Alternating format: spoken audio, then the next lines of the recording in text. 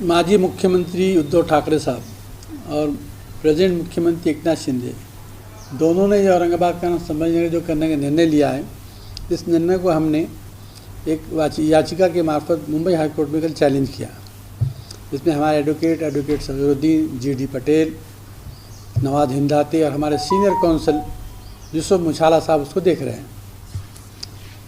उसमें सबसे पहला मुद्दा जो हमारा है कि भाई 1995 में गवर्नमेंट ने अधिसूचना निकाली थी संभाजी नगर की, उसको हमने चैलेंज किया था।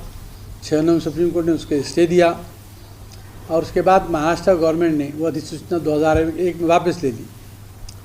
जब सुप्रीम कोर्ट का स्टे कायम है और जब government of Maharashtra notification withdraw करती है, तो वो वापस लाने की ज़रूरत क्या है? तो सुप्रीम कोर्ट का एक एक्ट है रेस जुडिकेटा कि जो मैटर एक बार सुप्रीम कोर्ट चल जाए वो वापस नहीं लाया जा सकता। तो उस एतबार से ये वापस नहीं लाया जाना चाहिए था। ये हमारा मेन चैलेंज।